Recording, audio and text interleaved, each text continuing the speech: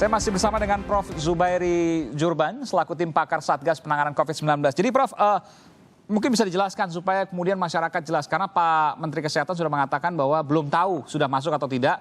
Karena perlu dilakukan sequence pemeriksaan urut virus, begitu kurang lebih.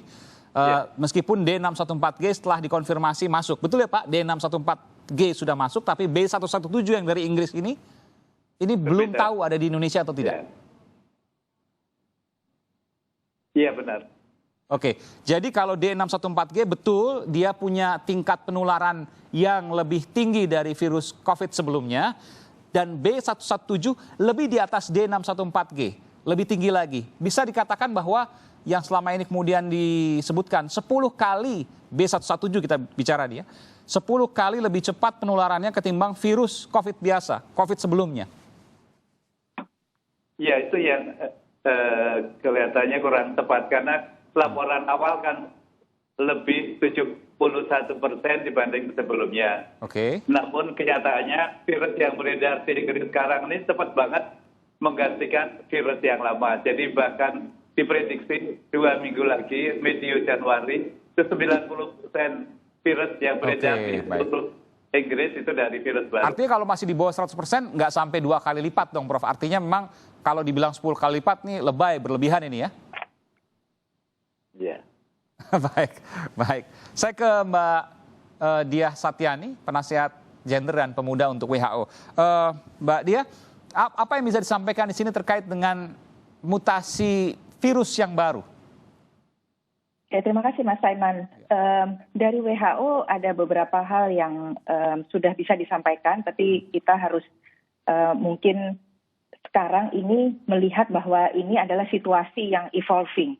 Jadi bukan berarti apa yang kita ketahui hari ini akan sama dengan apa yang kita ketahui minggu depan atau tadi seperti Prof. Zubairi bilang mid-Januari. Karena virus ini makin lama dia berada di antara kita, di antara manusia, dia akan mencoba bertahan hidup. Karena kita melawan dia sekarang. Jadi dia berusaha mencari cara untuk bisa bertahan hidup. Itu yang kita sebut dengan mutasi. Akan ada banyak mutasi lain mungkin ke depan, tapi tadi sudah disebutkan 2. Ada yang tadi yang tipe D, kemudian Inggris melaporkan, Afrika Selatan juga melaporkan bahwa sudah ada mutasi virus. Yang kita ketahui saat ini adalah memang spread-nya jadi lebih cepat. Tetapi kita tidak bisa memastikan saat ini apakah ini memperparah atau memperburuk keadaan sakitnya. Dan pertanyaannya apakah sudah masuk ke Indonesia, Bu Diah? Saya tidak berkompeten untuk memberikan. Dari catatan WHO mungkin, karena tentu WHO terbuka untuk kemudian semua negara terbuka atas informasinya. Belum. Dari WHO kita belum menerima laporan karena itu harus dilaporkan oleh negara yang bersangkutan melalui database GSAID. Sekarang sudah ada banyak yang dilaporkan. Jadi sama Mas Aiman, seperti Inggris dan South Africa, Afrika Selatan melaporkan adanya strain baru yang mutasi baru ini. Kalau nanti ditemukan di Indonesia itu pun harus dilaporkan kepada satu genome sequencing-nya lewat GSAID dan kemudian dilaporkan ke WHO. Iya, sikap kita tentu tetap harus waspada. Apakah kemudian 3M, ya, mencuci tangan, menjaga jarak, memakai masker, cukup untuk kemudian mengatasi strain baru dari virus COVID ini? Jadi posisi WHO adalah sejak awal adalah public health measures yang kuat, pilar-pilar kesehatan masyarakat yang kuat, dan itu bukan hanya 3M, tetapi juga didampingi oleh 3T. Jadi testing, tracing, dan treatment juga harus sama kuatnya.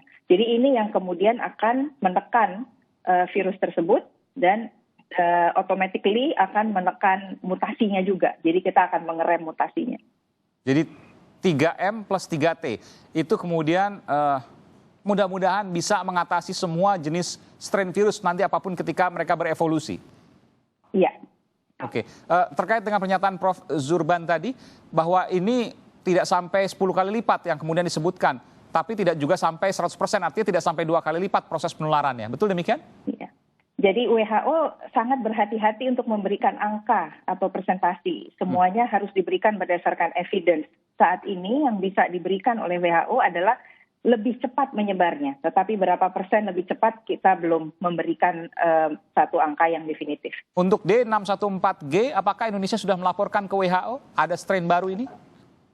Saya tidak tahu. Rasanya itu pasti sudah dilaporkan via GSAID dan kemudian automatically dilaporkan ke WHO apabila sudah definitif ditemukan di sebuah negara, termasuk di Indonesia. Terakhir saya akan ke Pak Harrison dan kemudian ke Prof. Zurban. Pak Harrison, apa yang kemudian dilakukan Kalimantan Barat yang kemudian menemukan pertama kali menurut informasi dari Pak Harrison? Ya, jadi belajar dari pengalaman ternyata pada bulan Agustus kami sudah punya D614G.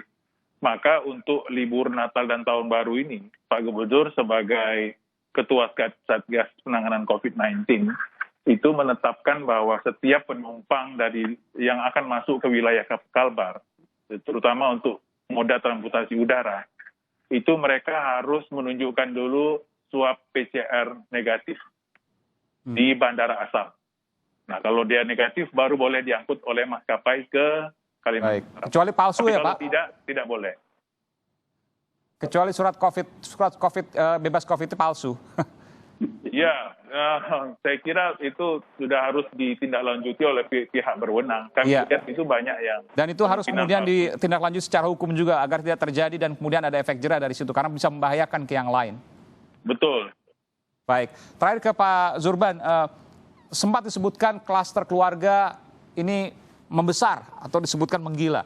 Sampai kemudian ada usulan salah satunya dari Wakil Gubernur DKI Jakarta, Bung Ariza, mengatakan bahwa di dalam rumah harus menggunakan masker juga. Apakah kemudian ini logis kemudian untuk dilakukan? Ataukah memang ini sebuah hal yang memang harus dilakukan, Prof. Zurban? Iya, kluster keluarga memang meningkat tinggi banget. Mungkin masyarakat belum paham apa itu keluarga. Jadi misalnya saya punya anak, saya punya cucu, itu kan pasti keluarga dekat saya. Tetapi anak dan cucu saya selama 11 bulan ini baru ke rumah 1 kali. Iya. Ketemunya pun di halaman, tidak boleh masuk, pakai masker, cuci tangan, dan pada waktu saya menyuguhkan makanan minuman, itu tidak untuk dimakan, diminum di situ, tetapi dibawa pulang. Baik. Dan kemudian tidak boleh lama-lama. Iya. Jadi 3/4 jam. Udah pulang dulu daripada... Oke, jadi kalau yang jarang ketemu misalnya atau yang sering keluar, ya tetap harus diberlakukan 3M walaupun keluarga, begitu maksudnya ya? Iya, keluarga yang tidak tinggal serumah itu harus diberlakukan seperti orang ini lain pesan yang penting. masih mungkin ada virus ya. Baik, terima kasih. Prof. Zubairi Zurban dari Satgas COVID-19, kemudian Mbak Diah Satyani Saminarsi dari WHO, dan Pak Harrison, Kepala Dinas Kesehatan Kalimantan Barat. Terima kasih telah